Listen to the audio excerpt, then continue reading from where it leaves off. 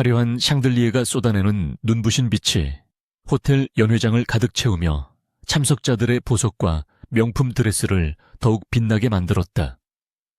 대한민국 정재계의 거물들이 모인 이 자리의 주인공은 단연 한지아였고, 그녀는 무대 중앙에서 우아한 미소를 지으며 쏟아지는 카메라 플래시 세례를 즐기고 있었다.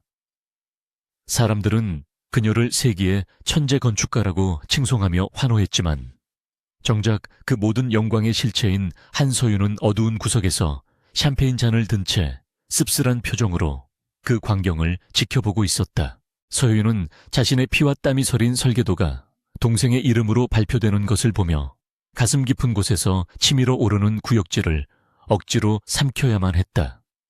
어릴 적부터 부모님은 서윤의 재능을 철저히 숨기고 오직 지아만을 위한 도구로 사용해왔으며 서윤은 가족이라는 굴레에 갇혀 침묵할 수밖에 없었다.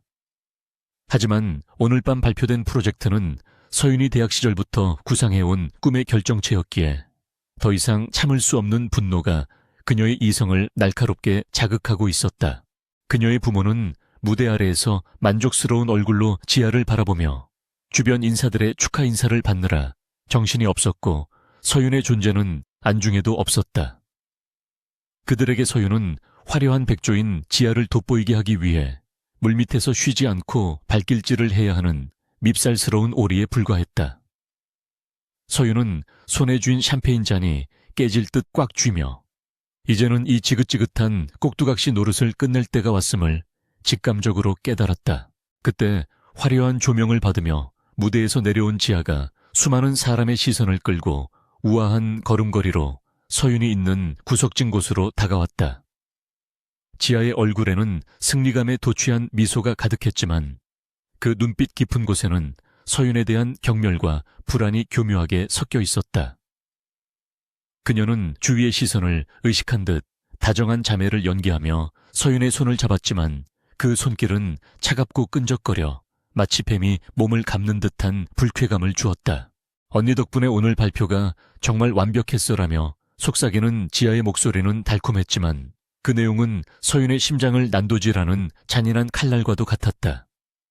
지아는 서윤이 반박할 틈도 주지 않고 지나가던 웨이터를 불러 새로운 샴페인 2잔을 집어들며 축배를 제안했다. 서윤은 거절하려 했지만 멀리서 부모님이 날카로운 눈빛으로 자신들을 감시하고 있다는 사실을 깨닫고 어쩔 수 없이 잔을 받아 들 수밖에 없었다. 지아는 자신의 잔을 서윤의 잔에 가볍게 부딪히며 앞으로도 우리 자매가 힘을 합쳐 집안을 일으키자고 가증스러운 건배사를 읊조렸다. 서윤은 끓어오르는 화를 억누르며 차라리 이 자리를 빨리 벗어나는 것이 낫겠다는 생각에 샴페인을 단숨에 들이켰다. 차가운 액체가 목을 타고 넘어갔지만 뱃속에 닿자마자 기묘한 열기가 피어오르며 위장벽을 긁어내는 듯한 불길한 느낌이 들기 시작했다. 서윤이 미간을 찌푸리며 비틀거리자 지아의 입가에 걸려있던 미소가 더욱 짙어지며 기이하게 비틀린 형태로 변해갔다. 지아는 서윤의 어깨를 부축하는 척하며 귓가에 입을 떼고 이제 언니의 역할은 끝났으니 편히 쉬게 해줄게라고 섬뜩하게 속삭였다. 그 순간 서윤은 자신의 몸이 마비되는 듯한 감각과 함께 시야가 급격히 흐려지는 것을 느끼며 이것이 단순한 취기가 아님을 본능적으로 알아차렸다. 서윤은 있는 힘을 다해 지아를 밀쳐내려 했지만 팔에는 힘이 전혀 들어가지 않았고 다리는 손뭉치처럼 무거워져 제대로 서 있기조차 힘들었다. 그녀의 의식은 점차 혼미해져 갔지만 지아가 누군가에게 눈짓을 보내는 모습만은 흐릿한 시야 속에서도 선명하게 들어왔다. 검은 양복을 입은 낯선 남자 2명이 다가와 마치 술에 취한 VIP를 에스코트하듯 서윤의 양팔을 거칠게 잡아채며 연회장 밖으로 끌고 나가기 시작했다. 연회장의 시끄러운 음악 소리와 사람들의 웃음소리가 점차 멀어지면서 서윤은 자신이 치명적인 함정에 빠졌다는 사실을 뼈저리게 실감했다. 부모와 동생이 자신을 단순히 이용하는 것을 넘어 사회적으로 매장시키기 위해 끔찍한 계획을 세웠다는 사실에 절망감이 밀려왔다. 남자들은 서윤을 질질 끌다시피 하여 인적이 드문 직원용 통로로 향했고 서윤은 필사적으로 발버둥 쳤지만 약기운 때문에 저항은 무위로 돌아갔다. 차가운 복도 바닥에 신발 끝이 끌리는 소리가 귓가에 크게 울렸고 남자들의 거친 숨소리와 역겨운 담배 냄새가 코를 찔렀다. 서윤은 흐려져가는 의식 속에서도 혀를 깨물며 고통으로 정신을 차리려 애썼고 입안에 비릿한 피맛이 퍼지자 잠시나마 시야가 돌아왔다. 그녀는 남자들이 잠시 엘리베이터 버튼을 누르느라 방심한 틈을 타 전 먹던 힘까지 짜내어 그들의 소나기에서 벗어나 복도 반대편으로 달리기 시작했다. 뒤에서 남자들의 욕설과 함께 다급한 발소리가 들려왔지만 서윤은 뒤를 돌아볼 겨를도 없이 비틀거리는 걸음으로 미로 같은 복도를 헤매었다. 심장은 터질 듯이 뛰었고 숨은 턱 끝까지 차올랐지만 잡히면 끝이라는 공포가 그녀의 본능을 채찍질하여 움직이게 만들었다. 약물로 인해 세상이 빙글빙글 도는 와중에도 그녀는 본능적으로 사람들이 많은 곳보다는 오히려 숨을 수 있는 복잡한 구조의 위층 객실 구역으로 향했다. 엘리베이터를 탈 여유가 없어 비상계단을 통해 위층으로 올라가던 서윤은 다리가 풀려 몇 번이나 계단 모서리에 정강이를 부딪혔다.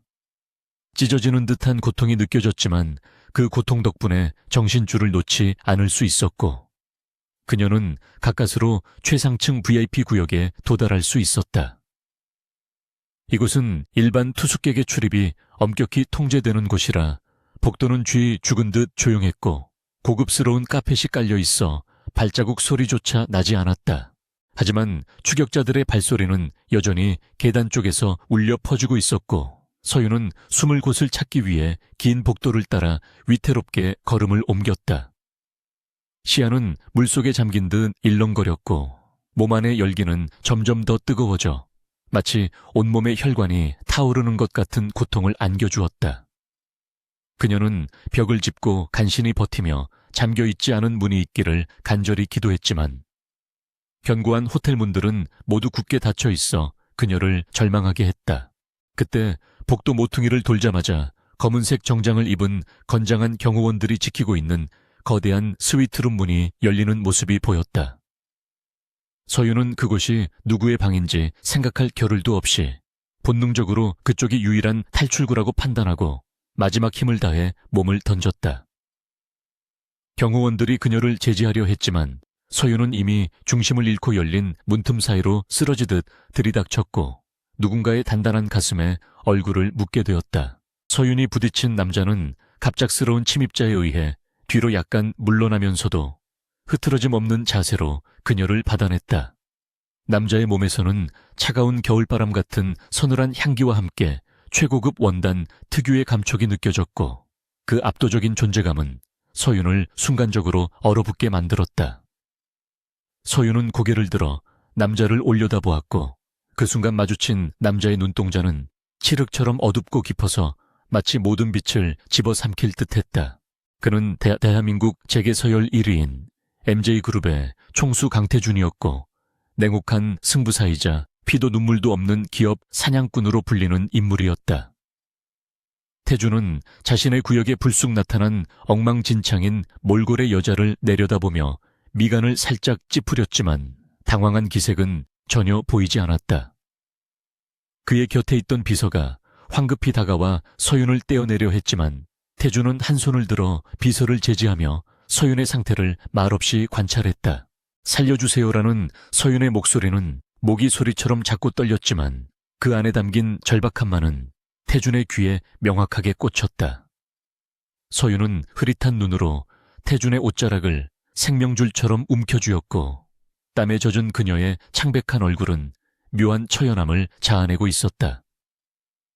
태준은 그녀의 뜨거운 청과 풀린 동공을 보며 상황을 빠르게 파악했고 복도 끝에서 들려오는 다급한 발소리와 거친 고함에 시선을 돌렸다. 추격자들은 VIP 구역의 입구까지 쫓아왔지만 태준의 경호원들이 가로막고 있는 것을 보고 멈칫하며 당황하는 기색이 역력했다. 태준은 그들을 향해 날카로운 시선을 던졌고 그 눈빛만으로도 추격자들은 압도되어 함부로 다가오지 못하고 뒷걸음질 쳤다. 그는 잠시 침묵하다가 옷자락을 쥐고 있는 서윤의 손을 내려다보았고 그녀의 손가락 끝에 묻은 잉크 자국과 굳은 살이 그의 흥미를 자극했다. 그것은 평범한 상속녀의 손이 아니라 오랫동안 펜을 쥐고 무언가를 그려온 장인의 손이라는 것을 예리한 태주는 단번에 알아볼 수 있었다. 그는 무심한 듯 하면서도 단호한 목소리로 비서에게 문을 닫으라고 지시했고 서윤을 안아들고 스위트룸 안으로 걸음을 옮겼다. 육중한 문이 닫히며 외부의 소음이 완벽하게 차단되자 서윤은 긴장이 풀리며 태준의 품 안에서 정신을 잃고 말았다. 태준은 소파에 서윤을 눕히며 그녀의 클러치백에서 쏟아져 나온 낡은 수첩 하나를 발견하고 무심코 집어들었다. 가죽이 해진 수첩 사이로 삐져나온 종이들에는 복잡한 건축 스케치와 수식이 빼곡하게 적혀 있었는데 그것은 평범한 낙서가 아니었다. 태주는 건축의 문외한이 아니었기에 그 스케치들이 담고 있는 혁신적인 구조와 대담한 미적 감각을 단번에 알아보고 눈을 크게 떴다. 그것은 오늘 저녁 뉴스에서 대서특필하고 있는 한지아의 발표작과 유사한 느낌을 주면서도 훨씬 더 정교하고 완성도 높은 원본의 아우라를 풍기고 있었다. 태준의 입가에 흥미로움이 담긴 묘한 미소가 번졌고 그는 눈앞에 기절해 있는 여자가 단순한 취객이 아니라는 확신을 가지게 되었다. 그는 비서에게 주치의를 호출하라고 짧게 명령한 뒤 소파 옆 테이블에 수첩을 내려놓으며 누우며 서윤을 다시 한번 유심히 바라보았다. 재벌가의 추악한 암투와 비밀에 익숙한 태준에게 서윤의 등장은 귀찮은 사고가 아니라 예기치 않게 굴러들어온 흥미로운 장난감처럼 느껴졌다. 그는 서윤의 이마에 맺힌 식은땀을 닦아주거나 챙겨주는 대신 차가운 위스키를 한 잔 따르며 그녀가 깨어나기를 냉정하게 기다리기로 했다. 이 여자가 깨어나면 한지아라는 가짜 천재의 가면을 벗길 수 있는 결정적인 열쇠가 될지도 모른다는 계산이 그의 머릿속에서 빠르게 돌아갔다. 한편 밖에서는 서윤을 놓친 남자들이 어딘가로 전화를 걸어 상황을 보고하며 당혹스러워하고 있었고 그들의 목소리에는 공포가 서려 있었다. 지아는 전화기 너머로 들려오는 실패 소식에 분노하여 고함을 질렀지만 이미 서윤은 그녀의 손이 닿지 않는 가장 안전하고도 위험한 영역에 들어가 있었다. 호텔 밖은 여전히 지아를 찬양하는 축제 분위기였지만 스위트룸 안은 폭풍전야와 같은 고요함만이 감돌며 운명의 수레바퀴가 굴러가기 시작했다. 시간이 얼마나 흘렀을까? 서윤은 타는 듯. 단 갈증과 함께 눈을 떴고 낯선 천장과 고급스러운 인테리어가 시야에 들어오자 현실 감각이 돌아왔다.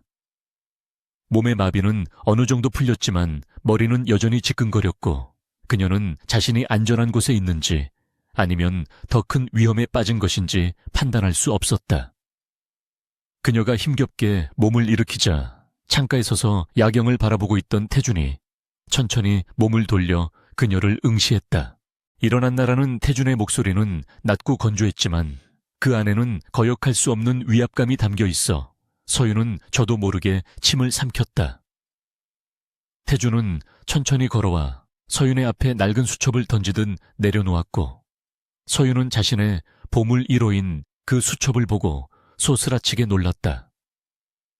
이것이 당신 것인가라고 묻는 태준의 질문은 단순한 확인이 아니라 그녀의 정체와 능력을 시험하는 첫 번째 관문이었다. 서윤은 떨리는 손으로 수첩을 집어들며 태준을 노려보았지만 태준은 아랑곳하지 않고 소파에 다리를 꼬고 앉아 그녀를 흥미롭게 관찰했다. 나는 쓸모없는 것에는 1초도 시간을 쓰지 않는다며 태준은 냉혹하게 말했고 그의 눈빛은 서윤의 영혼까지 꿰뚫어 보는 듯했다.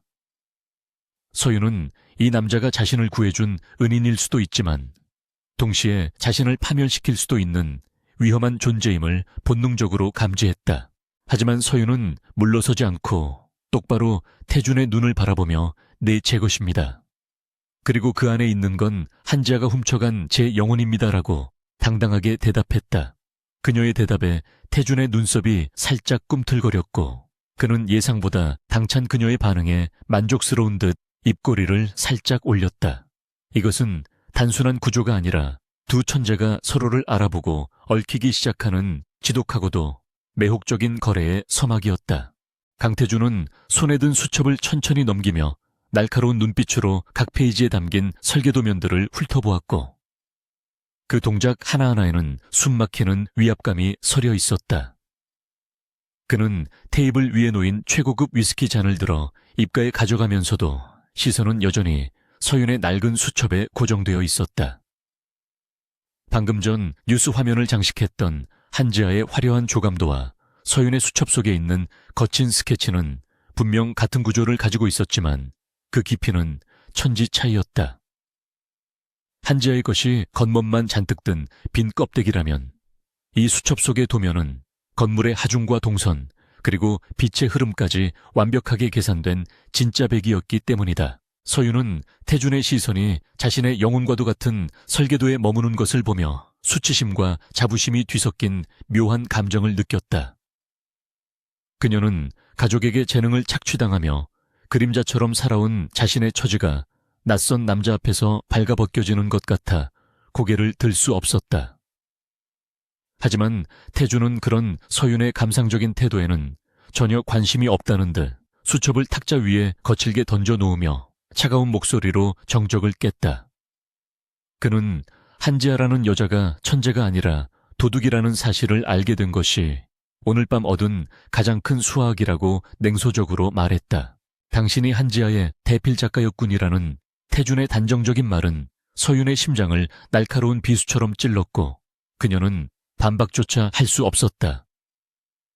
서윤은 입술을 깨물며 주먹을 꽉 쥐었고 그 모습은 마치 벼랑 끝에 몰린 작은 짐승처럼 위태로워 보였지만 눈빛만은 죽지 않고 살아있었다.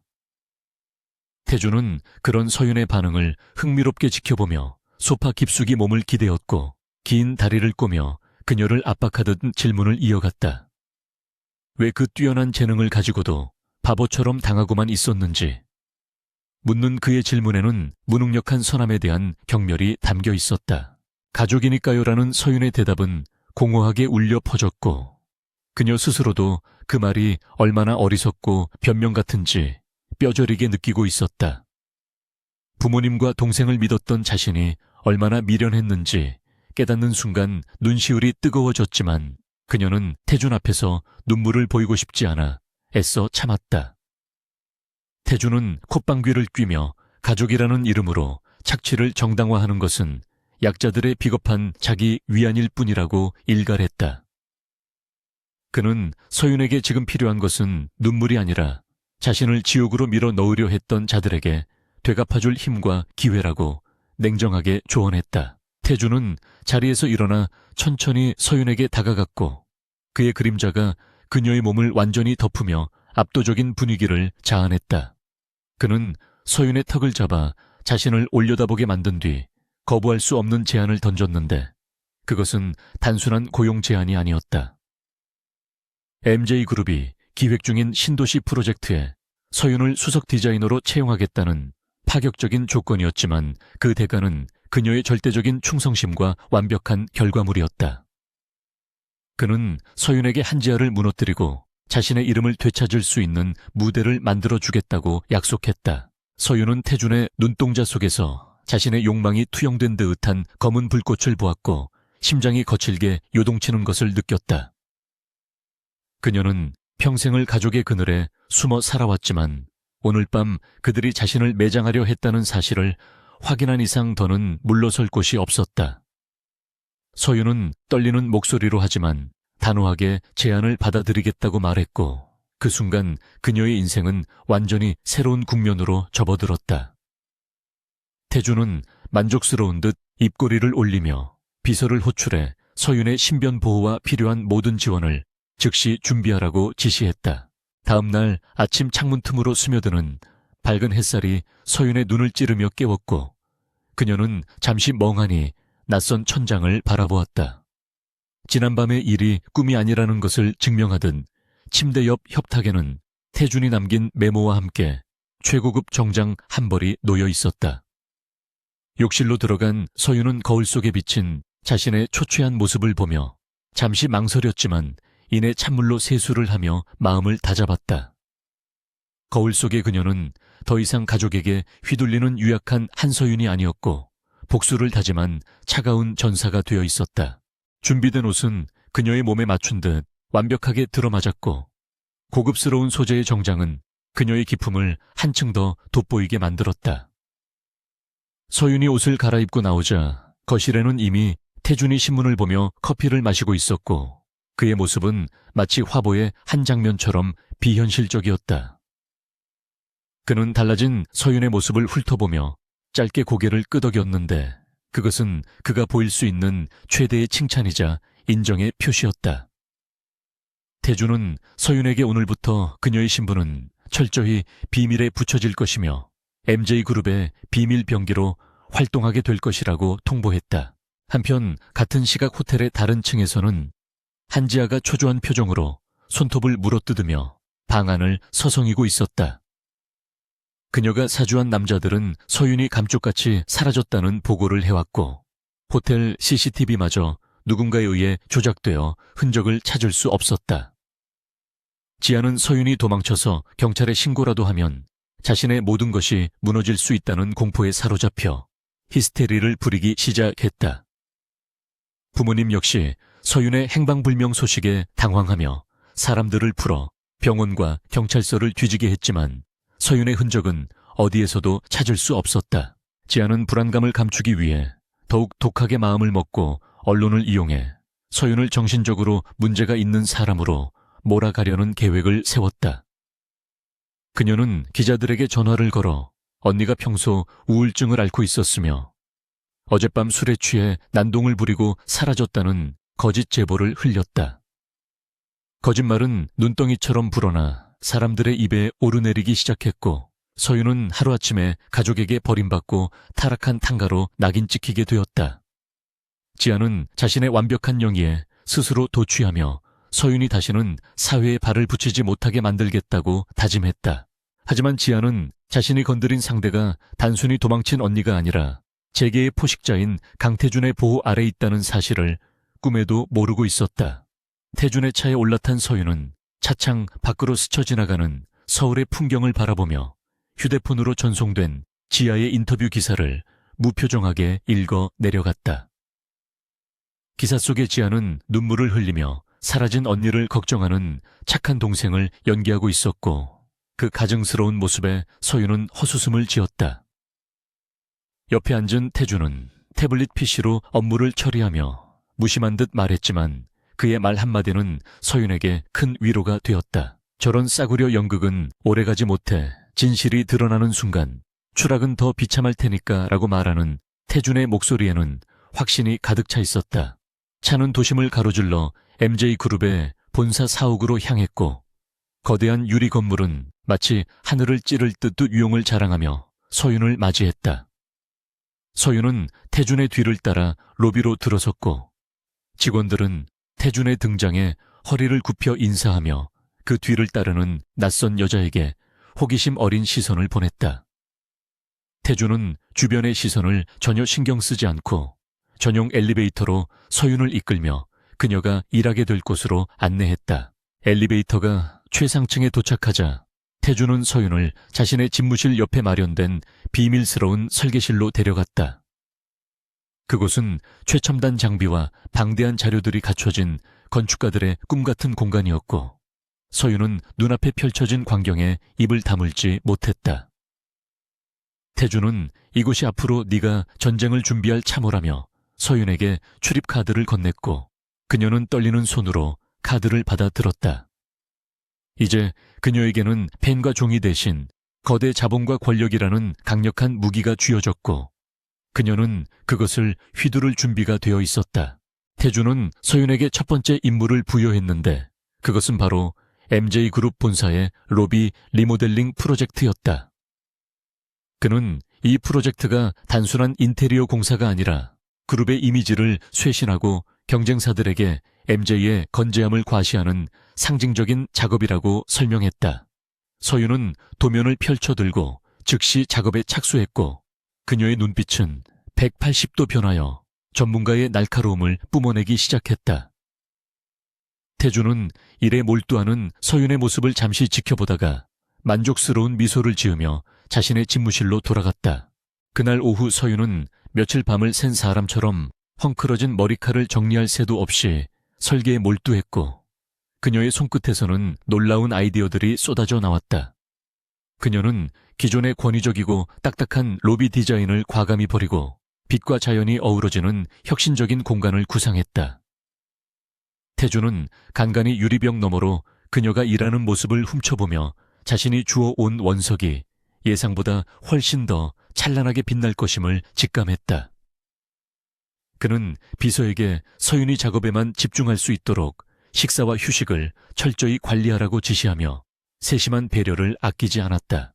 밤이 깊어지자 도시의 야경이 창밖으로 펼쳐졌고 서윤은 잠시 펜을 놓고 창가에 서서 화려하게 빛나는 서울을 내려다보았다.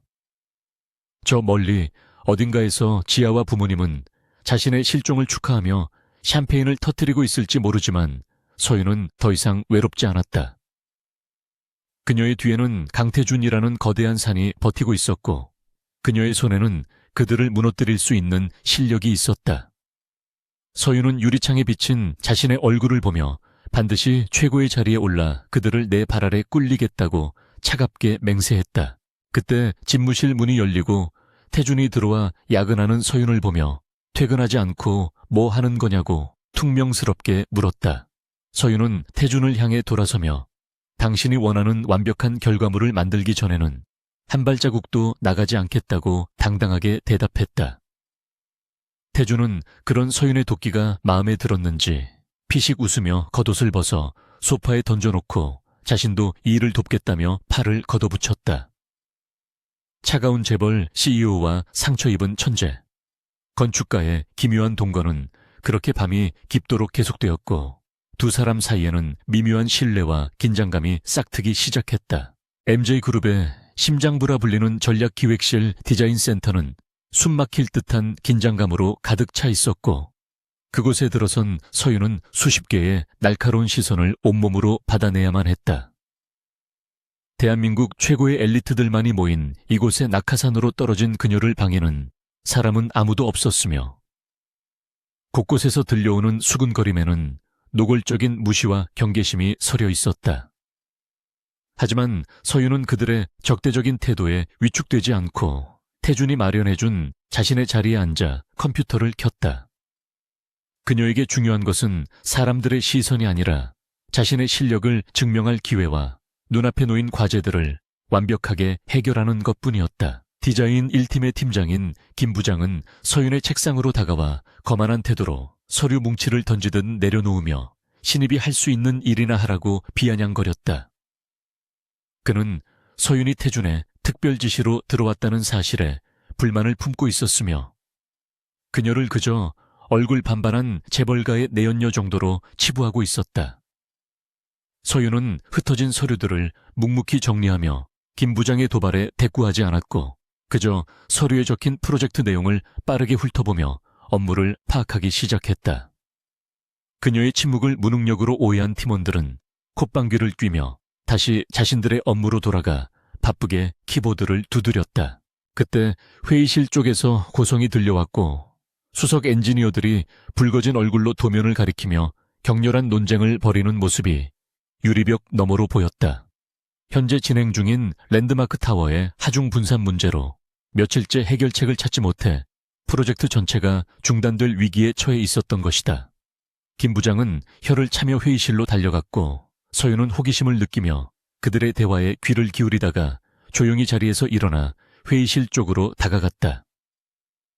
복잡한 수식과 구조 도면이 칠판 가득 적혀 있었지만 서윤의 눈에는 그 모든 문제의 원인이 단번에 들어왔다. 회의실 안의 분위기는 최악으로 치닫고 있었고 김 부장은 엔지니어들을 닥달하며 오늘 내로 해결책을 내놓지 않으면 전원 심할서를 쓰게 하겠다고 으름장을 놓았다. 그때 서윤이 조용히 회의실 문을 열고 들어와 칠판 앞에 섰고 갑작스러운 그녀의 등장에 좌중은 찬물을 끼얹은 듯 조용해졌다. 김 부장이 뭐 하는 짓이냐고 소리치려던 찰나 서윤은 매직을 집어들고 복잡하게 얽힌 구조도 위에 과감하게 붉은 선을 긋기 시작했다. 그녀의 손놀림은 망설임이 없었고 그 대담한 행동에 모두가 입을 벌린 채 그녀를 멍하니 쳐다보았다. 서윤은 기존의 기둥 배치를 수정하고 하중을 분산시키는 새로운 아치형 구조를 그려놓은 뒤 그 옆에 순식간에 구조역학 계산식을 써 내려갔다. 그녀가 펜을 내려놓고 뒤를 돌아보자 엔지니어 중 한 명이 안경을 고쳤으며 칠판으로 다가가 떨리는 눈으로 수식을 검토하기 시작했다. 잠시 후 그 엔지니어는 믿을 수 없다는 표정으로 탄성을 내지르며 이것이 이론적으로 완벽할 뿐만 아니라 시공 비용까지 절감할 수 있는 혁신적인 해결 책임을 인정했다.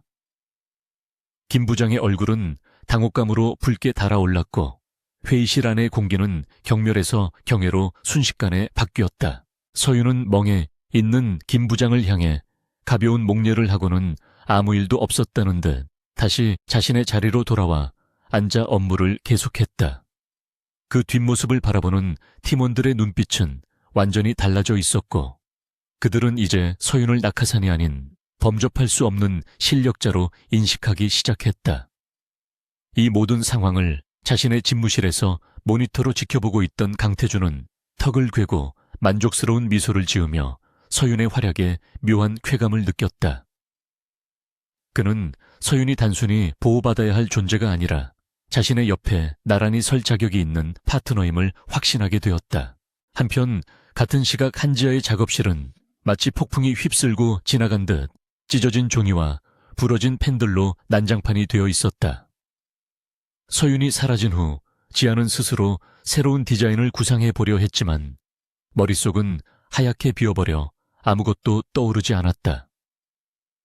그녀는 그동안 언니의 재능을 자신의 것인 양 착각하며 살아왔지만 막상 붓을 들자 자신이 가진 것이라고는 얄팍한 모방 기술뿐이라는 사실을 뼈저리게 깨달았다. 지아는 완성되지 못한 조잡한 스케치를 바닥에 내동댕이 치며 악을 썼고 그녀의 비명소리는 공허한 작업실을 울렸다. 지아의 어머니인 최 여사가 놀란 표정으로 작업실 문을 열고 들어와 딸을 진정시키려 했지만 지아는 오히려 어머니에게 화풀이를 해댔다. 언니를 찾지 못하면 우리 다 죽는다고 소리치는 지아의 눈은 광기로 번들거렸고 최 여사는 그런 딸의 모습에 공포를 느꼈다. 그들은 서윤이 없으면 자신들의 부와 명예가 모래성처럼 무너져 내릴 것을 알기에 서윤을 찾기 위해 혈안이 되어 있었다. 최 여사는 사설 탐정을 더 고용해서라도 쥐잡듯이 뒤지겠다고 약속했지만 지아의 불안감은 조금도 해소되지 않았다. 지아는 서윤의 옛날 방으로 달려가 먼지 쌓인 책상 서랍과 책장들을 미친 듯이 뒤지며 혹시라도 남겨진 아이디어 노트가 없는지 찾기 시작했다. 하지만 서윤은 떠나기 전 중요한 자료들을 모두 파기하거나 가져갔기에 지아가 찾을 수 있는 것은 아무것도 없었다. 지아는 빈 서랍을 움켜쥐고 주저앉아 흐느꼈고 그 울음은 언니에 대한 그리움이 아니라 자신의 무능력함에 대한 분노와 절망이었다. 그녀는 자신이 서윤의 그림자 없이는 아무것도 아닌 존재라는 사실을 인정하기 싫어 몸부림쳤다. 다시 MJ그룹의 디자인 센터로 돌아와 점심시간이 되었지만 서윤은 구내식당으로 가지 않고 자리에 남아 샌드위치로 끼니를 때우며 도면 작업에 몰두했다. 팀원들이 삼삼오오 모여 서윤의 눈치를 보며 식사하러 나갔지만 누구도 선뜻 그녀에게 말을 걸거나 함께 가자고 제안하지 못했다. 서윤은 고독에 익숙했기에 오히려 혼자 있는 시간이 편안했고 복잡한 머릿속을 정리하며 태준이 맡긴 프로젝트의 완성도를 높이는 데 집중했다. 그때 누군가 그녀의 책상 위에 따뜻한 커피 한 잔을 조용히 내려놓았다. 고개를 들어보니 태준이 주머니에 손을 넣은 채 무심한 표정으로 서윤을 내려다보고 있었고 그의 등장은 사무실의 공기를 순식간에 무겁게 만들었다. 밥은 먹고 일하는 거냐고 묻는 태준의 목소리에는 질책보다는 은근한 걱정이 섞여 있었지만 서윤은 그저 괜찮다고 짧게 대답했다. 태준은 의자를 끌어당겨 서윤의 옆에 앉더니 모니터 화면을 가리키며 이곳의 선처리가 마음에 든다고 뜬금없는 칭찬을 되던졌다. 서윤은 천하의 강태준이 직원들 틈에 섞여 디자인을 검토하는 모습이 낯설면서도 가슴 한구석이 간질거리는 것을 느꼈다. 태준은 서윤에게 오늘 저녁에 중요한 비즈니스 미팅이 있는데 파트너로 동행해달라고 불쑥 제안했다. 서윤이 당황하여 자신은 그저 디자이너일 뿐이라고 거절하려 했지만 태주는 당신이 설계한 공간을 설명하는데 당신보다 적임자는 없다고 딱 잘라 말했다. 그의 눈빛은 거절을 용납하지 않는 강인함을 담고 있었지만 동시에 서윤을 세상 밖으로 이끌어내려는 의지가 엿보였다. 서윤은 잠시 망설이다가 태준의 눈을 똑바로 바라보며 알겠다고 고개를 끄덕였고 두 사람 사이에는 무언의 신뢰가 쌓여가고 있었다. 퇴근 시간이 다가오자 태준의 비서실장이 최고급 드레스와 구두가 담긴 상자를 들고 서윤을 찾아왔고 직원들은 경악을 금치 못했다. 서윤이 탈의실에서 옷을 갈아입고 나오자 짙은 남색의 실크 드레스는 그녀의 하얀 피부와 완벽하게 어울려 숨막히는 아름다움을 자아냈다. 평소에 수수한 차림에 가려져 있던 그녀의 우아한 자태가 드러나자 사무실에 남아있던 직원들은 넋을 잃고 그녀를 바라보았다. 태주는 로비에서 그녀를 기다리고 있었고 엘리베이터 문이 열리며 서윤이 걸어 나오자 그의 눈동자가 잠시 흔들렸다. 태주는 서윤에게 다가가 자연스럽게 팔을 내밀었고 서윤은 조심스럽게 그의 팔짱을 끼며 생애 처음으로 누군가의 에스코트를 받는 기분을 느꼈다. 두 사람이 나란히 걸어가는 모습은 마치 완벽하게 조율된 한 폭의 그림 같았고 로비를 지나가는 모든 사람의 시선을 사로잡았다. 태주는 차문을 열어주며 오늘 밤 당신은 누구보다 빛날 것이라고 나지막이 속삭였고 그 말은 서윤에게 강력한 주문처럼 작용했다. 차는 어둠이 내린 도심을 가로질러 연회장으로 향했고 서윤은 다가올 전투를 예감하며 마음을 단단히 먹었다. 한편 지아는 서윤을 찾지 못한 초조함을 달래기 위해 술에 의지하고 있었고 취기에 젖어 SNS에 언니를 걱정하는 글을 올리는 기행을 저질렀다. 사람들은 그녀의 가식적인 글에 위로의 댓글을 달았지만 지아는 그 댓글들을 보며 비릿한 웃음을 흘릴 뿐이었다. 그녀는 술잔을 던져 벽에 부딪혀 깨뜨리며 언니가 어디에 숨어있든 반드시 찾아내어 다시 자신의 발밑에 꿀리겠다고 악에 바친 목소리로 중얼거렸다. 하지만 그녀는 이미 판세가 뒤집혔다는 사실을 전혀 인지하지 못하고 있었다. 연회장에 도착한 서윤과 태주는 수많은 정재계 인사들의 주목을 받으며 입장했고 서윤은 긴장감에 손에 땀을 쥐었다. 하지만 태준의 단단한 팔이 그녀를 지탱해주고 있었기에 그녀는 고개를 꼿꼿이 들고 당당하게 걸음을 옮길 수 있었다. 태준은 사람들에게 서윤을 MJ그룹의 새로운 수석 디자이너라고 소개했고 그녀의 이름이 불릴 때마다 사람들은 호기심 어린 눈으로 그녀를 탐색했다. 서윤은 그들의 시선을 피하지 않고 여유로운 미소로 응대하며 자신이 더 이상 숨겨진 유령이 아님을 세상에 알렸다. 그때 연회장 한쪽에서 낯익은 목소리가 들려왔고 서윤의 심장은 덜컥 내려앉았는데 그곳에는 그녀의 아버지가 거래처 사람들과 이야기를 나누고 있었다. 아버지는 MJ그룹의 CEO가 젊은 여자와 함께 들어오는 것을 보고 호기심에 다가오다가 서윤의 얼굴을 확인하고는 사색이 되었다. 죽은 줄 알았던 딸이, 아니 도망친 딸이 경쟁사의 수장 옆에 화려한 모습으로 서 있는 광경은 그에게 충격 그 자체였다. 서윤은 흔들리는 아버지의 눈빛을 마주하며 차가운 미소를 지어 보였고 그것은 이제부터 시작될 복수의 서막을 알리는 신호탄이었다. 서울시가 야심차게 추진하는 대규모 도시 재생 프로젝트인 블루시티 입찰 공고가 발표되자 건설업계는 태풍의 눈 속에 들어간 듯 긴장감에 휩싸였다. 대한민국을 대표하는 두 거대 기업인 MJ그룹과 한성건설이 최종 후보로 선정되면서 이번 대결은 단순한 수주 경쟁을 넘어 자존심을 건 전쟁으로 확대되었다. 업계 관계자들은 한성건설의 천재 건축가 한지아와 MJ그룹의 막강한 자금력이 맞붙는 세기의 대결이 될 것이라며 연일 기사를 쏟아냈지만 그 이면에는 추악한 진실이 숨겨져 있었다. 한지아는 자신의 화려한 작업실에 틀어박혀 며칠째 한 줄의 선도 긋지 못한 채 히스테릭한 반응을 보이고 있었다. 서윤이 사라진 후 그녀의 머릿속에 있던 영감의 샘은 완전히 말라버렸고 백지를 마주할 때마다 숨이 막혀오는 공포를 느꼈다.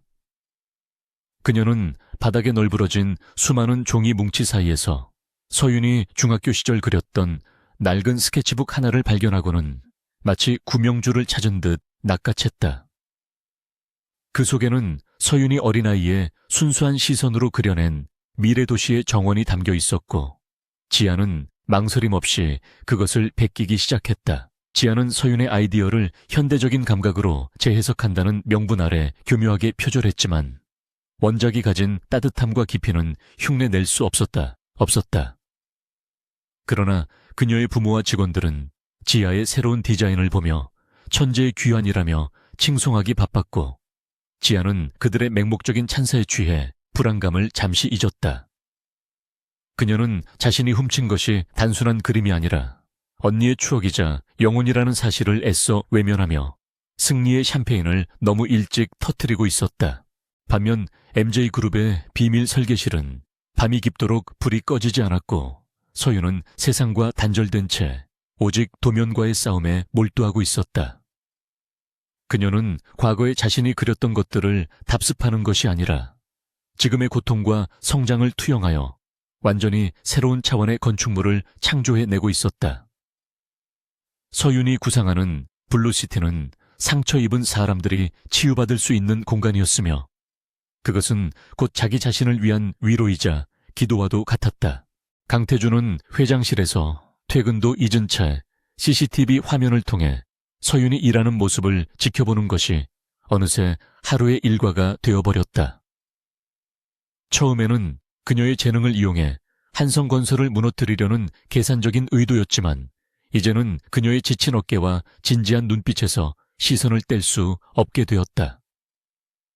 태준은 화면 속의 서윤이 책상에 엎드려 잠든 모습을 보고는 자리에서 벌떡 일어나 재킷을 집어들고 설계실로 향했다. 설계실 문을 열고 들어서자 정막 속에 서윤의 고른 숨소리만이 들려왔고 태준은 발소리를 죽여 그녀의 곁으로 다가갔다.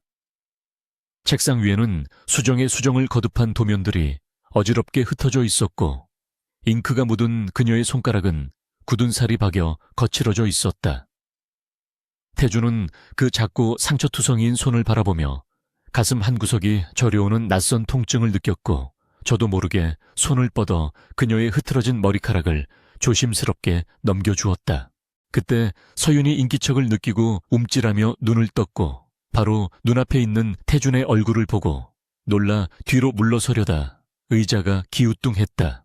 태준은 재빨리 팔을 뻗어 그녀의 허리를 단단하게 감싸 안았고 두 사람의 얼굴은 숨결이 닿을 만큼 가까워졌다.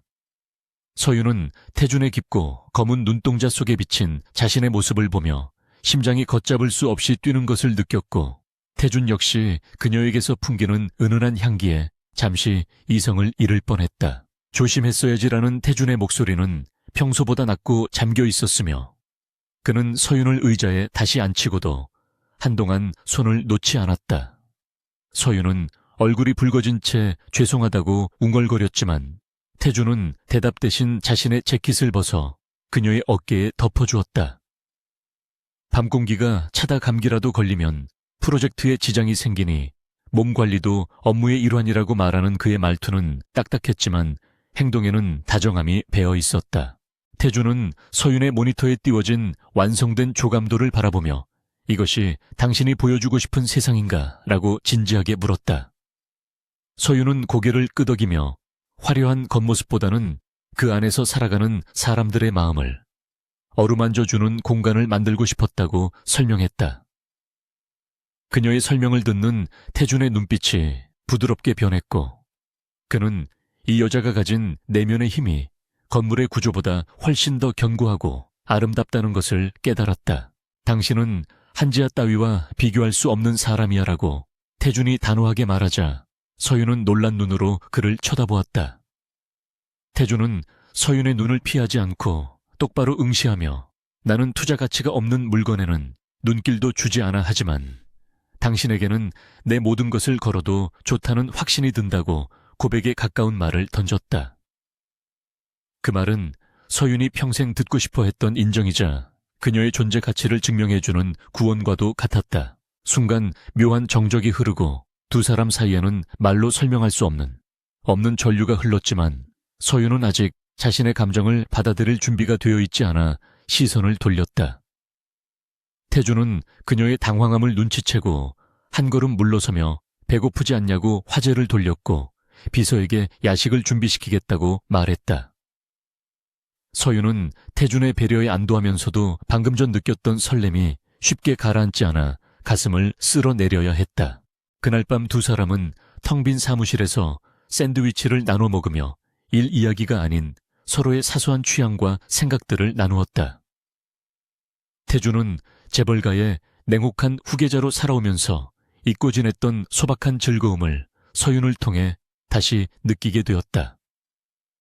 서윤이 웃을 때마다 태준의 입에도 미소가 번졌고 그는 이 여자의 웃음을 지키기 위해서라면 괴물이 되는 것도 마다하지 않겠다고 다짐했다. 한편 집에 돌아온 지아는 불안감에 잠을 이루지 못하고 서윤의 훔친 스케치북을 다시 꺼내보며 손톱을 물어뜯고 있었다. 그녀는 무언가 잘못되어 가고 있다는 불길한 예감에 시달렸지만 이미 엎질러진 물이라 되돌릴 수 없었다. 그녀는 서윤이 영원히 사라져 주기를 간절히 바랐지만 운명은 그녀의 바람과는 정반대로 잔인한 심판의 날을 향해 카운트다운을 시작하고 있었다. 새벽이 밝아올 무렵 태주는 서윤을 집까지 바려다 주겠다며 고집을 부렸고 서윤은 그의 고집을 꺾을 수 없어 조수석에 올랐다. 태주는 운전대를 잡은 채 곁눈질로 잠든 서윤을 바라보며 그녀가 MJ그룹의 숙소에서 편안하게 쉴 수 있도록 배려했다. 차가 목적지에 도착했을 때 태주는 그녀를 깨우지 않고 한참 동안 그녀의 자는 얼굴을 지켜보며 마음속으로 조용히 속삭였다. 이제 당신을 울리는 사람은 아무도 없을 거야. 내가 그렇게 만들 거니까. 서윤이 눈을 떴을 때 차는 이미 멈춰 있었고 태주는 따뜻한 눈빛으로 그녀를 바라보고 있었다. 잘 잤냐는 그의 물음에 서윤은 쑥스러운 듯 고개를 끄덕였고 태주는 내일 봐요 라는 짧은 인사와 함께 그녀를 보내주었다.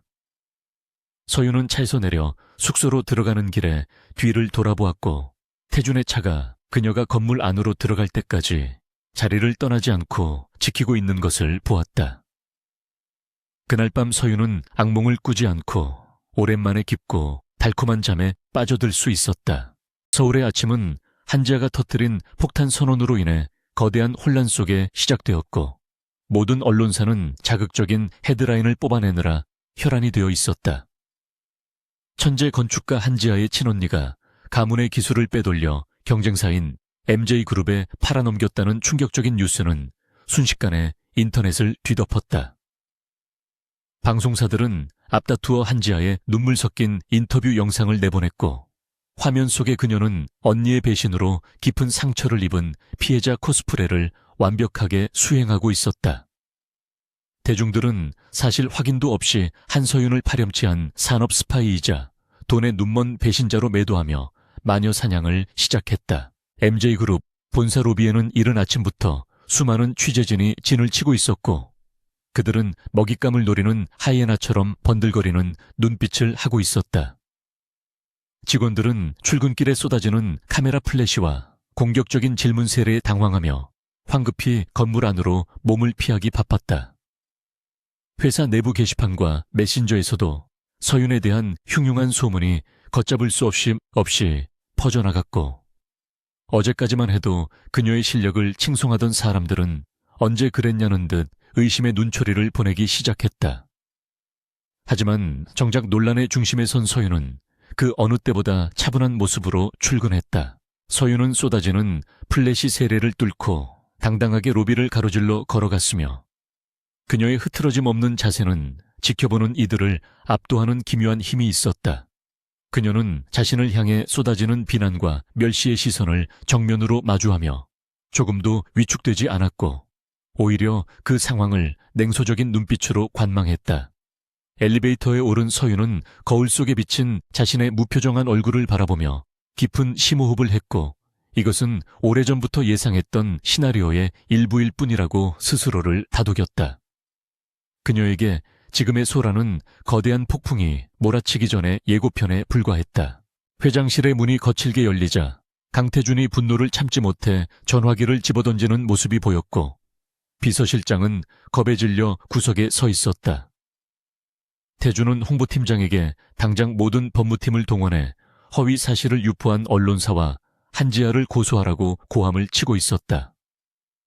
그는 자신이 아끼는 여자가 세상 사람들의 입방에 오르내리며 난도질당하는 꼴을 단 1초도 견딜 수 없었다.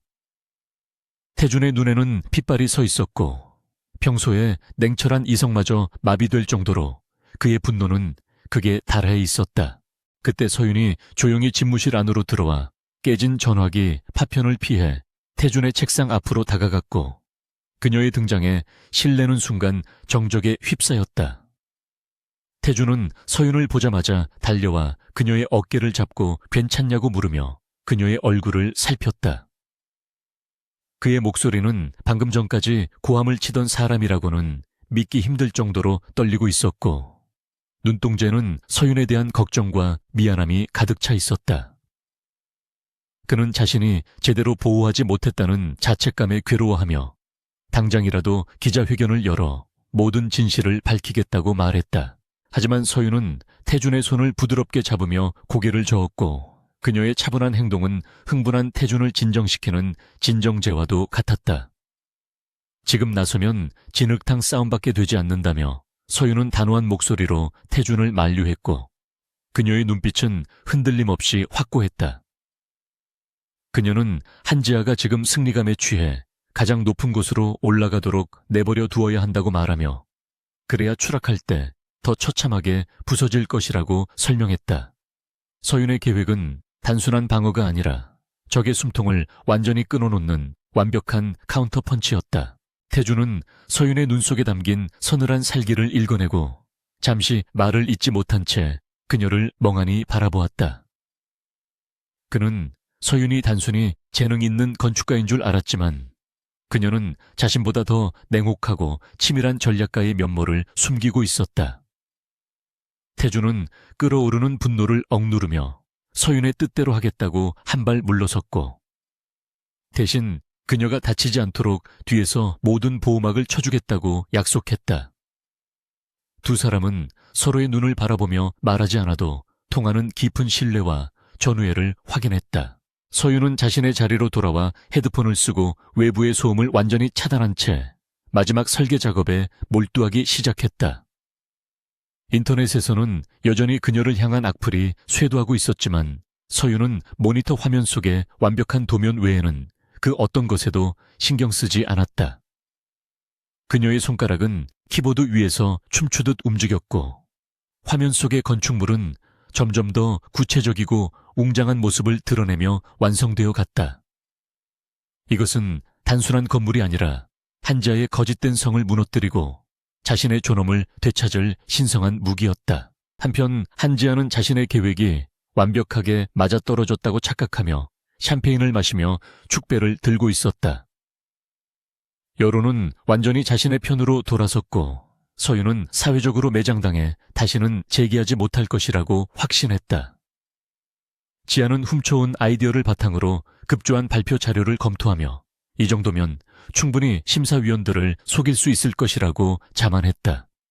그녀는 서윤이 침묵하는 이유가 겁을 먹었기 때문이라고 생각하며 자신의 승리를 의심치 않았다. 하지만 지아의 어머니인 최 여사는 왠지 모를 불안감을 느끼며 딸에게 너무 자만하지 말라고 충고했지만 지아의 귀에는 아무것도 들리지 않았다.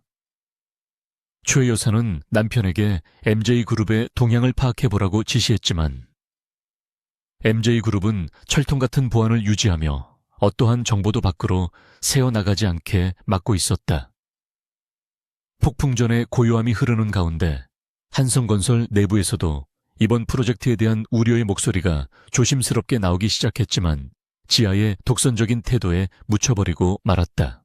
며칠 뒤 대망의 블루시티 프로젝트 최종 프레젠테이션 날이 밝았고 행사장 앞은 취재진과 시위대들로 인산인해를 이루었다. 한지아는 화려한 드레스를 입고 리무진에서 내려 쏟아지는 플래시 세례를 받으며 여유로운 미소로 손을 흔들었다. 그녀는 마치 여왕이 된 듯한 착각에 빠져 있었고 오늘이 자신의 인생에서 가장 빛나는 날이 될 것이라고 믿어 의심치 않았다. 사람들은 그녀를 연호하며 응원했고 지아는 그 환호를 즐기며 행사장 안으로 입장했다. 잠시 후 검은색 세단 행렬이 행사장 입구에 도착했고 경호원들이 도열한 가운데 강태준이 먼저 차에서 내렸다. 그는 차가운 무표정으로 주변을 압도하며 뒷좌석 문을 직접 열었고 그 안에서 서윤이 모습을 드러냈다. 서윤은 장례식을 연상케 하는 칠흑 같은 검은색 슈트를 입고 있었는데 그것은 아이러니하게도 그녀의 결연한 의지와 강인함을 더욱 돋보이게 만들었다. 서윤의 등장에 장내는 순식간에 술렁거렸고 기자들은 미친 듯이 셔터를 눌러댔다. 태준은 서윤의 곁에 나란히 서서 그녀를 호위하듯 걸음을 옮겼고 그의 존재감은 쏟아지는 비난의 화살을 막아주는 거대한 방패와도 같았다. 누군가 서윤을 향해 계란을 던지려 했지만 태준의 경호원들이 순식간에 제압했고 태준은 눈 하나 깜짝하지 않고 앞만 보고 걸었다. 서윤은 고개를 돌려 시위대를 바라보았고 그 차갑고도 슬픈 눈빛에 압도된 사람들은 저도 모르게 야유를 멈추고 조용해졌다. 그녀는 아무런 말도 하지 않았지만 온몸으로 진실을 말하고 있었다. 대기실에 들어선 두 사람은 긴장감 속에서도 서로의 손을 잠시 맞잡으며 말없는 응원을 주고받았다. 태준은 서윤에게 준비된 무대는 당신의 것이니 마음껏 뛰어놀라고 말하며 그녀의 긴장을 풀어주었다.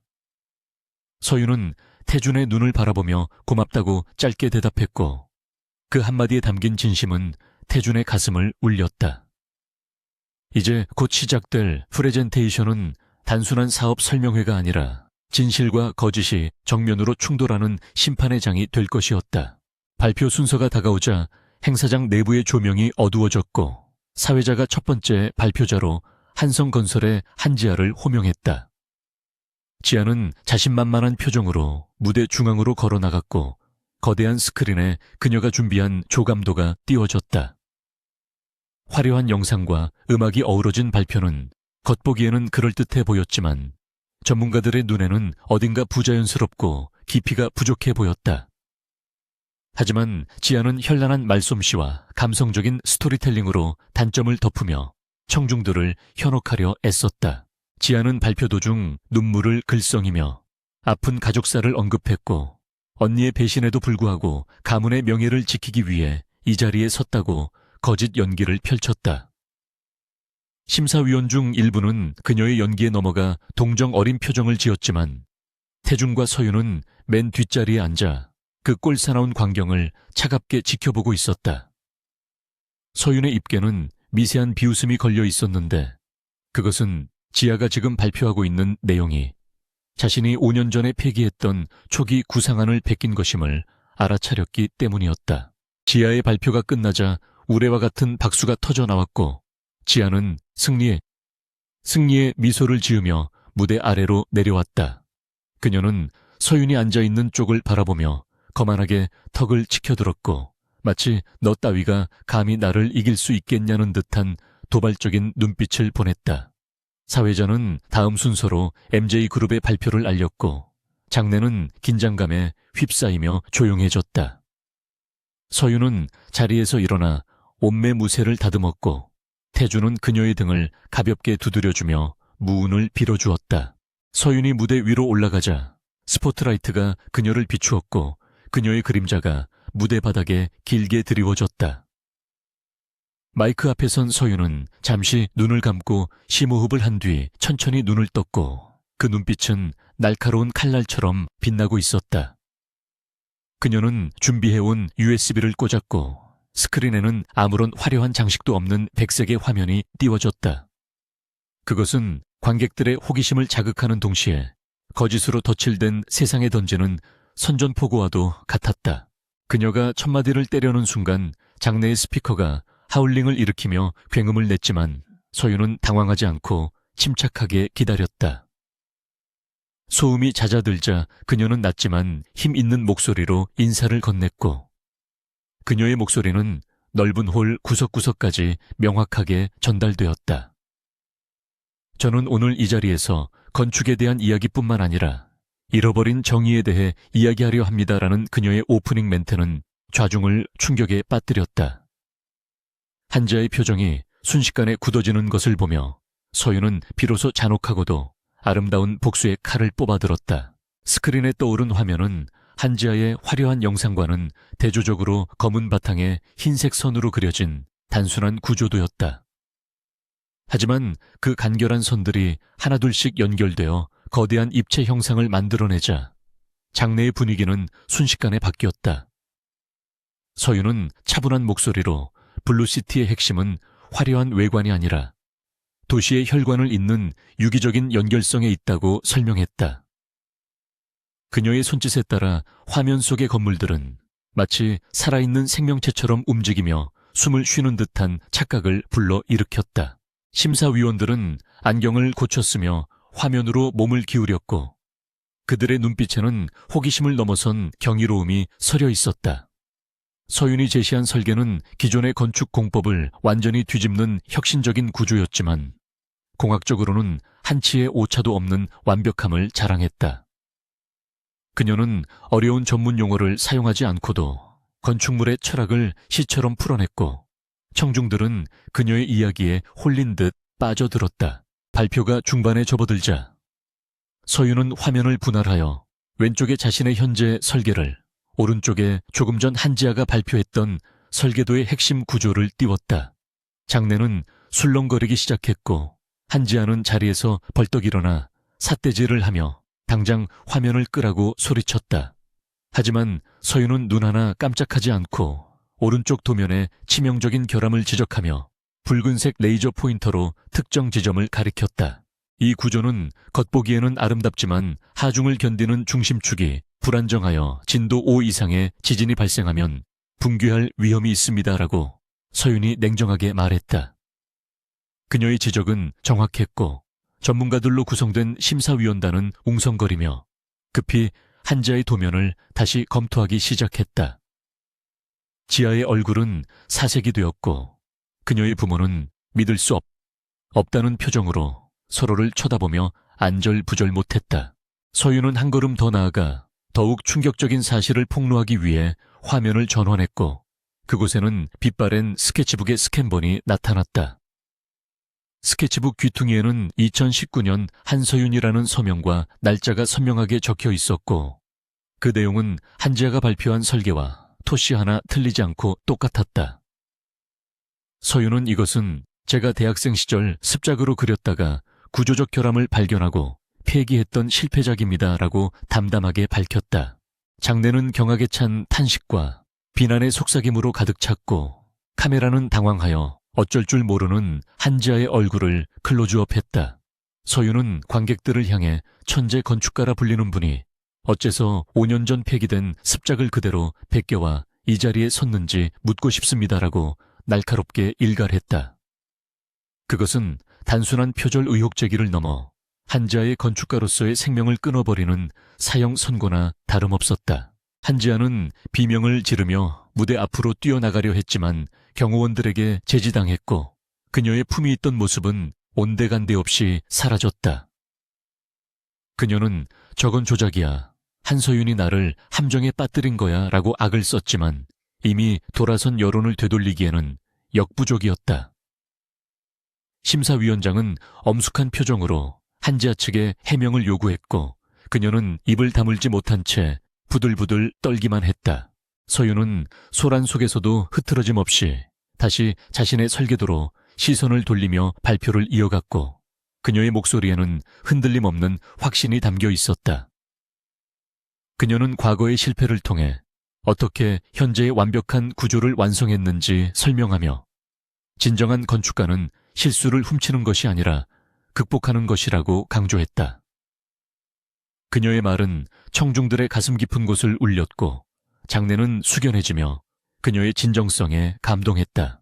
발표가 끝나자 잠시의 정적 뒤에 폭발적인 기립박수가 터져 나왔고 심사위원들조차 자리에서 일어나 서윤에게 경의를 표했다.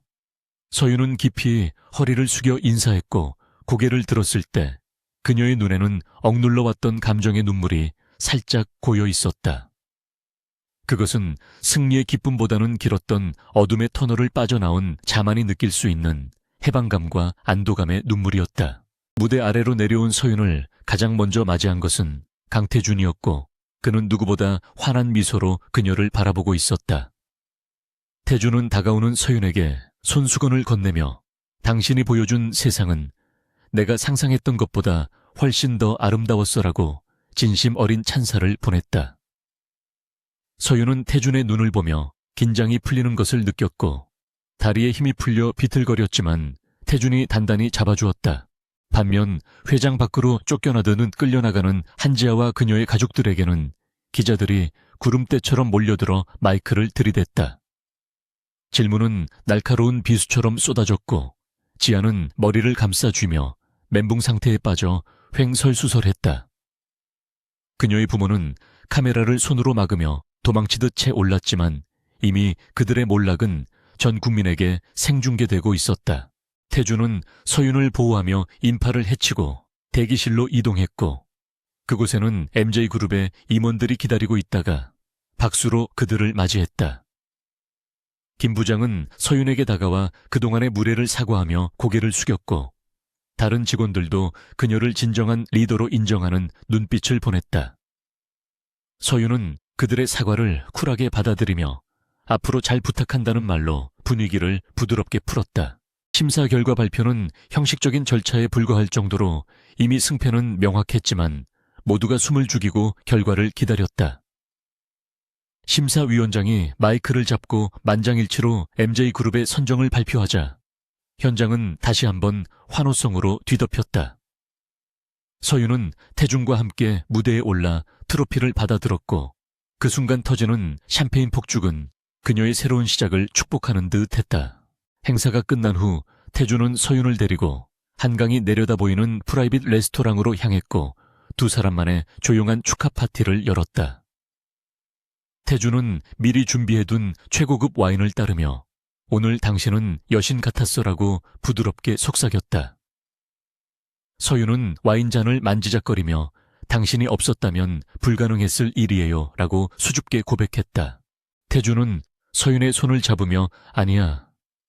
당신은 원래 빛나는 사람이었어. 나는 그저 그 빛을 가리고 있던 먼지를 털어냈을 뿐이지라고 말했다. 그의 따뜻한 손길과 진심 어린 말에 서윤의 마음속에 남아있던 마지막 벽이 허물어져 내렸다. 두 사람은 서로를 깊이 바라보았고 그 눈빛 속에는 동료애를 넘어선 뜨거운 감정이 피어오르고 있었다. 그때 레스토랑의 대형 TV에서 긴급 뉴스가 흘러나왔고 화면에는 검찰이 한성건설과 한자의 자택을 압수수색한다는 속보가 떴다. 태준이 미리 손써둔 법무팀과 로비 활동이 빛을 발하여 사법당국이 즉각적인 수사에 착수한 것이었다. 서윤은 화면 속에서 압수수색을 당하며 울부짖는 지아의 모습을 무표정하게 바라보았다. 이제 정말 끝이네요 라고 서윤이 나직이 말하자 태준은 고개를 저으며 아니 이제 시작이야. 당신의 진짜 인생은 지금부터니까라고 정정해 주었다. 태준은 품에서 작은 벨벳 상자를 꺼내 테이블 위에 올려놓았고 서윤은 놀란 눈으로 그것을 바라보았다. 그것은 반지가 아니라 MJ그룹의 로고가 새겨진 수석 파트너 배지였고 그 어떤 보석보다도 서윤에게는 값진 선물이었다. 태준은 배지를 서윤의 옷깃에 직접 달아주며 앞으로 평생 내 옆에서 당신이 짓고 싶은 건물을 마음껏 지어줘라고 프로포즈와 다름없는 제안을 했다. 서윤은 눈물을 글썽이며 고개를 끄덕였고 태준은 그런 그녀를 사랑스럽게 바라보며 부드럽게 입을 맞췄다. 창밖으로는 서울의 야경이 별처럼 빛나고 있었고 두 사람의 앞날은 그보다 더 찬란하게 빛날 것이 분명해 보였다. 다음 날 아침 서윤은 MJ그룹의 정식 임원으로서 첫 출근을 했고 로비에 들어서자 직원들이 일제히 일어나 허리를 굽혀 인사했다. 그녀의 책상에는 축하 화환들이 가득 놓여 있었고 그중 가장 크고 화려한 꽃바구니에는 태준의 자필 카드가 꽂혀 있었다. 나의 뮤즈에게라는 짧은 문구였지만 서윤에게는 세상 그 어떤 말보다 달콤하게 느껴졌다. 오후가 되자 경찰서에서 연락이 왔고 한지아가 조사 도중 서윤을 만나고 싶어 한다고 전해왔다. 태주는 가지 않는 게 좋겠다고 만류했지만 서윤은 이것이 마지막 정리라고 생각하며 면회를 가겠다고 고집을 부렸다. 태주는 결국 한숨을 쉬며 동행하겠다고 했고 두 사람은 무거운 마음으로 경찰서로 향했다. 유치장 면회실에서 마주한 한지아는 하루 사이에 10년은 늙어 보일 정도로 초췌해져 있었고 눈에는 핏발이 서 있었다. 그녀는 서윤을 보자마자 철창을 붙잡고 언니, 제발 나 좀 꺼내줘. 엄마 아빠가 시켜서 그런 거야 라고 비굴하게 매달렸다. 서윤은 차가운 유리병 너머로 동생을 바라보며 예전 같았으면 마음이 약해졌겠지만 지금은 아무런 감정도 느껴지지 않았다. 네가 지은 죄는 네가 감당해야 해. 그게 어른이야 라고 서윤은 냉정하게 말하고 자리에서 일어났다. 지아는 악을 쓰며 저주를 퍼부었지만 서윤은 뒤도 돌아보지 않고 면회실을 빠져나왔다. 경찰서 밖으로 나오자 따사로운 햇살이 쏟아졌고 서윤은 비로소 긴 악몽에서 완전히 깨어난 듯한 상쾌함을 느꼈다. 태준이 그녀의 어깨를 감싸 안으며 수고했어 가자라고 말했고 서윤은 그에게 기대어 환하게 웃었다. 한지아의 구속 수사가 결정되고 한성건설에 대한 대대적인 압수수색이 진행되면서 한때 대한민국 건축계를 호령하던 한씨 일가의 명성은 바닥으로 곤두박질 쳤다. 으리으리하던 그들의 저택에는 압류 딱지가 붉은 훈장처럼 곳곳에 붙었고 빚쟁이들과 취재진이 번갈아가며 대문을 두드리는 통에 집안은 하루도 조용할 날이 없었다. 서윤의 부모는 하루아침에 알거지가 될 위기에 처하자 그제야 자신들이 쫓아냈던 큰딸의 존재를 절실하게 떠올리게 되었다.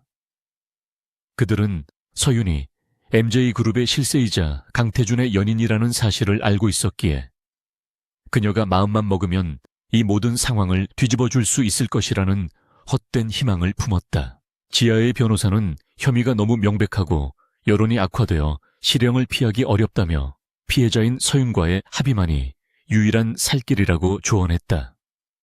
그 말을 들은 서윤의 모친 최 여사는 자존심 따위는 개나 줘버리라는 심정으로 서윤에게 수십 통의 전화를 걸고 메시지를 남겼다. 하지만 서윤은 이미 번호를 바꾼 뒤였고 회사 보안팀에 지시하여 부모의 접근을 원천 봉쇄했기에 그들의 연락은 닿을 수 없었다. 결국 독이 오를 대로 오른 부모는 서윤이 출근하는 시간에 맞춰 MJ그룹 본사 로비에서 무작정 기다리는 강수를 두기로 했다. 이른 아침 서윤은 여느 때와 다름없이 태준과 함께 회사 로비로 들어섰고 직원들의 인사를 받으며 엘리베이터로 향하고 있었다. 그때 구석에 숨어있던 최 여사와 아버지가 튀어나와 서윤의 앞을 가로막았고 최 여사는 다짜고짜 서윤의 팔을 붙잡고 통곡을 시작했다. 아이고, 서윤아, 네가 어떻게 동생한테 이럴 수가 있니? 피는 물보다 진하다는데 제발 우리 지아 좀 살려다오라고 외치는 그녀의 목소리는 로비 전체에 쩌렁쩌렁 울려 퍼졌다. 직원들이 가던 길을 멈추고 웅성거리며 모여들었고 서윤의 표정은 차갑게 굳어졌다. 서윤은 혐오스러운 벌레를 떼어내듯 어머니의 손을 뿌리쳤지만 아버지가 곧바로 그녀의 앞을 막아서며 뻔뻔한 얼굴로 호통을 쳤다. 네가 잘나봤자 부모 없이는 못 태어났다 키워준 은혜를 이런 식으로 원수로 갚느냐는. 아버지의 적반하장 태도에 서윤은 기가 막혀 말문이 막혔다. 그들은 서윤이 당한 고통과 상처에 대해서는 이런 방우 사과도 없이 오직 감옥에 있는 지아를 꺼내기 위해 서윤을 불효녀로 몰아가며 여론전을 펼치려 하고 있었다. 이것이 바로 서윤이 그토록 벗어나고 싶어 했던 지옥 같은 가족의 민낯이었다. 그 순간 곁에 서 있던 태준이 서윤을 자신의 등 뒤로 부드럽게 감추며 앞으로 나섰고 그의 큰 키와 압도적인 위압감에 서윤의 부모는 흠칫 놀라 뒷걸음질 쳤다. 태준은 경멸이 가득 담긴 눈빛으로 그들을 내려다보며 지금 제 회사 로비에서 무슨 행패입니까? 당장 보안팀을 불러 끌어내기 전에 제 발로 나가시죠라고 낮고 서늘하게 경고했다. 하지만 최 여사는 태준이 재벌 회장이라는 것을 알고는 오히려 바닥에 드러누워 강 회장님 우리 딸이 당신 직원 때문에 억울하게 감옥에 갔어요라며 억지를 부리기 시작했다. 태준은 혀를 차며 손짓 하나로 대기하고 있던 보안 요원들을 호출했고 건장한 요원들이 순식간에 달려와 서윤의 부모를 제압했다. 아버지는 끌려나가면서도 서윤을 향해 내년이 천벌을 받을 거다. 가족을 버리고 얼마나 잘 사는지 두고 보자라고 악담을 퍼부었다. 서윤은 그들의 추한 뒷모습을 끝까지 지켜보며 가슴 한구석에 남아있던 마지막 미련의 끈을 완전히 잘라내버렸다. 그녀의 눈가는 붉어졌지만 눈물은 흘리지 않았고 대신 입술을 굳게 다물며 다시는 저들에게 휘둘리지 않겠다고 다짐했다. 소동이 정리된 후 태준은 서윤을 자신의 집무실로 데려가 따뜻한 차를 건네며 괜찮냐고 물었고 그의 눈빛에는 깊은 우려가 담겨 있었다. 서윤은 찻잔을 두 손으로 감싸 쥐며 씁쓸한 미소를 지었고 저는 괜찮아요. 오히려 속이 시원하네요. 이제 정말 남남이 된 것 같아요라고 담담하게 대답했다. 태준은 그런 서윤이 안쓰러워 말없이 다가와 그녀를 품에 안아주었고 서윤은 그의 단단한 가슴에 얼굴을 묻고 비로소 참았던 숨을 토해냈다. 태준은 서윤의 머리를 쓰다듬으며 내가 당신의 가족이 되어줄게.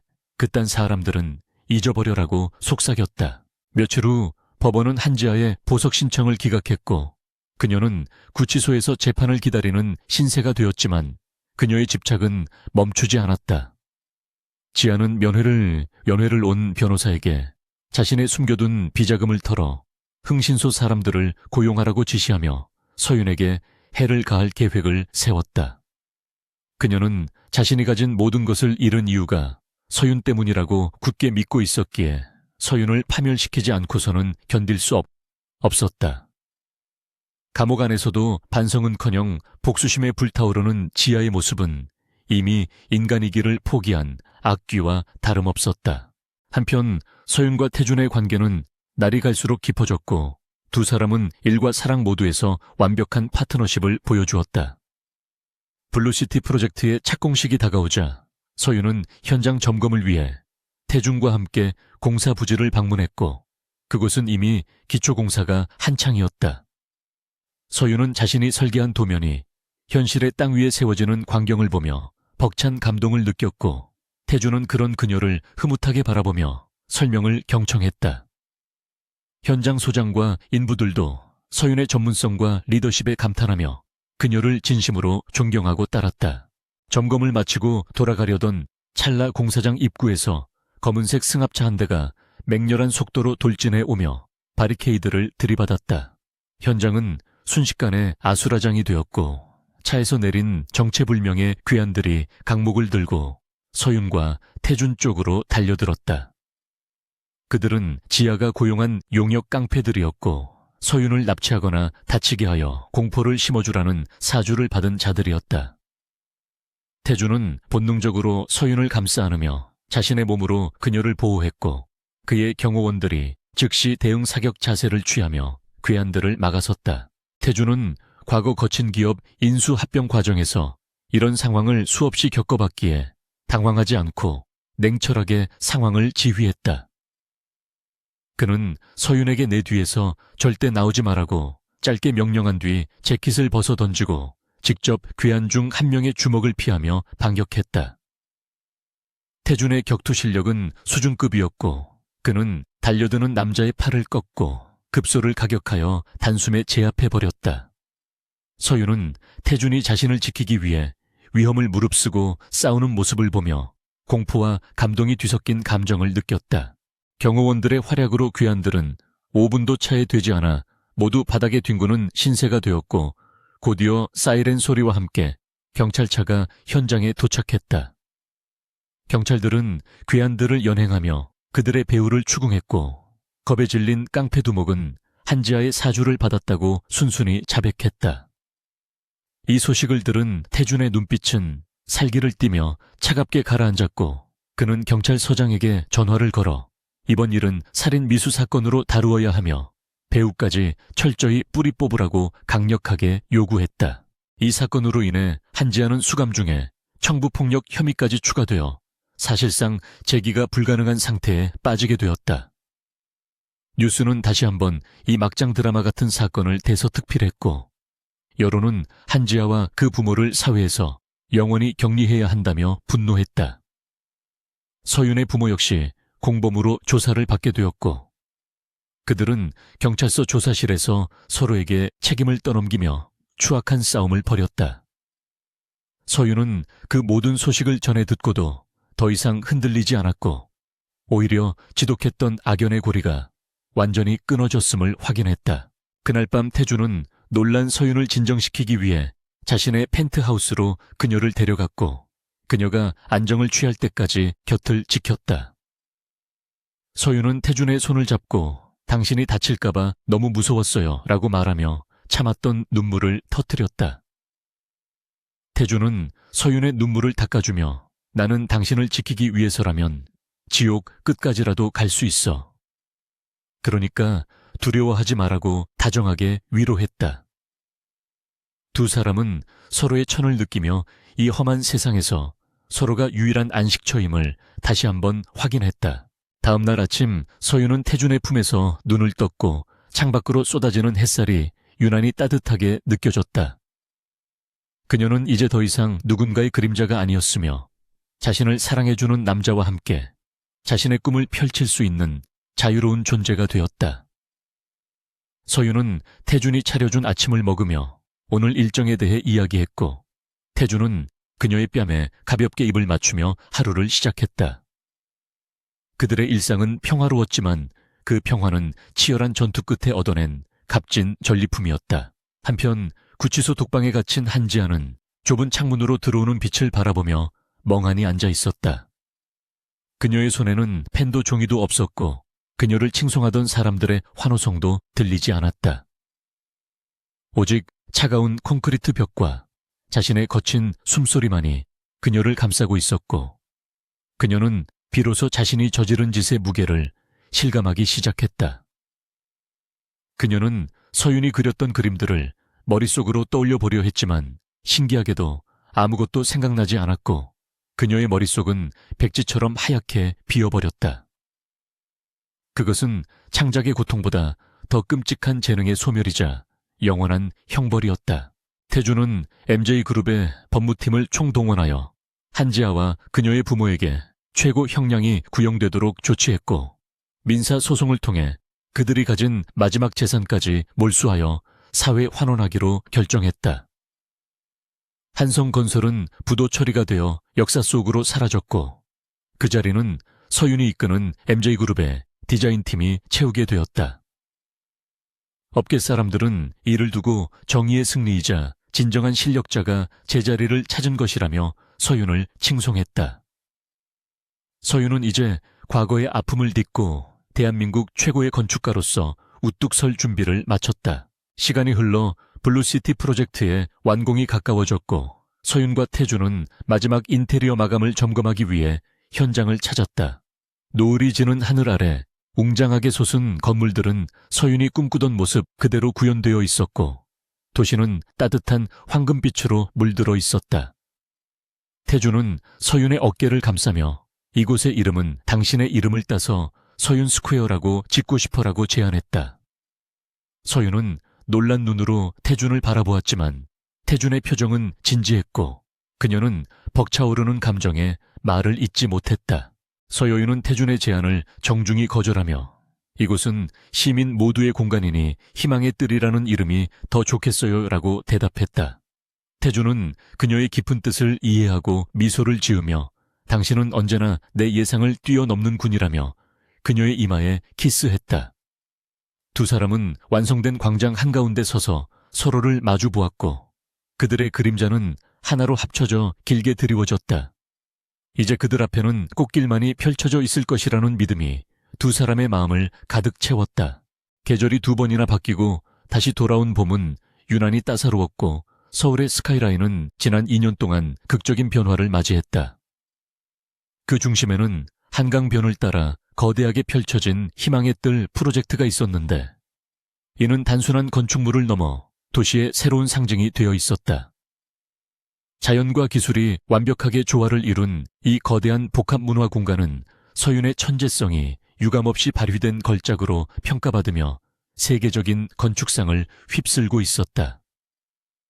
이제 대한민국에서 한서윤이라는 이름을 모르는 사람은 없었으며, 그녀는 과거의 오명을 완전히 씻어내고 명실상부한 건축계의 여제로 등극했다. MJ그룹의 회장실 창가에 서서 완공된 희망의 뜰을 내려다보는 강태준의 입에는 숨길 수 없는 미소가 걸려 있었다. 그는 지난 2년간 그룹의 매출을 2배로 성장시키며 냉혹한 경영자로서의 능력을 입증했지만, 직원들 사이에서 불리는 별명은 더 이상 피도 눈물도 없는 폭군이 아니었다. 그는 서윤과 함께하면서 점차 따뜻한 리더십을 발휘하기 시작했고, 특히 아내 앞에서는 한없이 약해지는 애처가로 변모해 있었다. 비서실장은 결제 서류를 들고 들어왔다가 태준이 휴대폰 속 서윤의 사진을 보며 실실 웃고 있는 모습을 보고 익숙하다는 듯 고개를 저으며 조용히 기다렸다. 오늘 밤은 희망의 뜰 그랜드 오픈 행사이자 두 사람의 결혼식이 열리는 날이었기에 태준의 마음은 그 어느 때보다 들떠 있었다. 그는 서윤에게 세상에서 가장 완벽한 결혼식을 선물하기 위해 직접 식장 디자인부터 꽃장식 하나하나까지 꼼꼼하게 챙겨왔다. 태준은 결제 서류에 빠르게 서명한 뒤 비서실장에게 오늘 일정 이후로는 일주일간 절대 연락하지 말라고 엄포를 놓으며 자리에서 일어났다. 그의 발걸음은 가벼웠고 마음속에는 오직 순백의 드레스를 입은 서윤을 빨리 보고 싶다는 생각뿐이었다. 한편 신부 대기실에 앉아있는 서윤은 거울 속에 비친 자신의 모습을 보며 만감이 교차하는 표정을 짓고 있었다.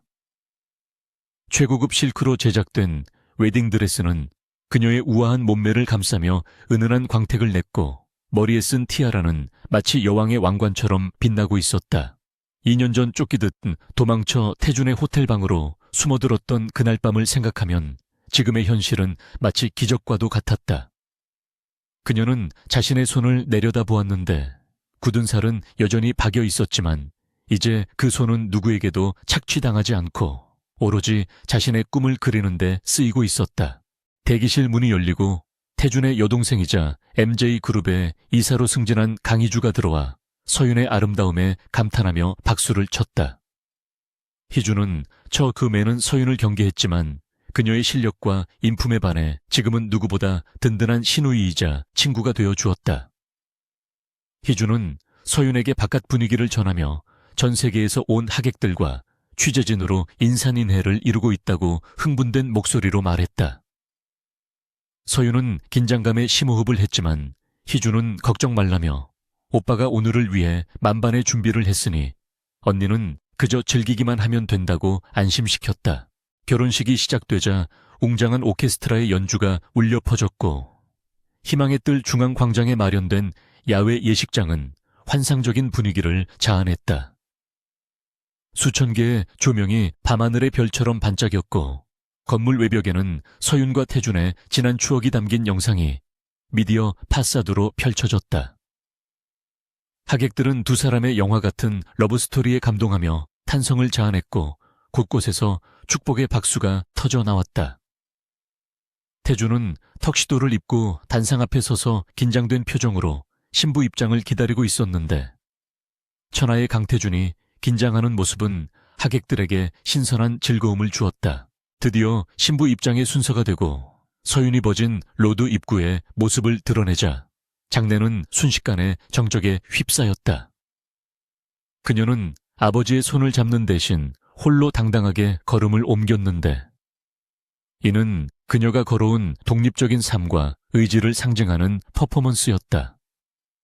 서윤이 한 걸음씩 내디딜 때마다 바닥에 깔린 LED 조명이 그녀의 발자취를 따라 피어오르는 꽃길을 만들어냈다. 태준은 다가오는 서윤에게서 눈을 떼지 못했고 그의 눈시울은 벅찬 감동으로 붉어졌다. 태준은 단상 아래로 내려와 서윤을 맞이했고 그녀의 손을 잡으며 당신은 내 생애 최고의 기적이야라고 나직이 속삭였다. 서윤은 태준을 바라보며 환하게 웃었고 두 사람은 서로의 손을 꼭 잡고 단상 위로 올라갔다. 주례 없이 진행된 결혼식에서 두 사람은 서로에게 쓴 혼인 서약서를 낭독했다. 태준은 언제나 그녀의 꿈을 지지하는 든든한 기둥이 되겠다고 맹세했고 서윤은 그가 지칠 때 쉴 수 있는 따뜻한 안식처가 되겠다고 약속했다. 두 사람의 맹세가 끝나자 밤하늘 위로 화려한 불꽃놀이가 펼쳐지며 서울의 밤을 수놓았고 하객들은 환호성을 지르며 축복했다. 서윤과 태준은 불꽃 아래에서 깊게 입을 맞췄고 그 순간 세상의 모든 소음이 사라지고 오직 두 사람의 심장 소리만이 들리는 듯했다. 카메라 플래시가 쉴 새 없이 터졌지만 두 사람은 서로에게만 집중하며 이 완벽한 행복을 만끽했다. 그것은 지독했던 시련과 고통을 이겨내고 쟁취한 진정한 사랑의 결실이었다.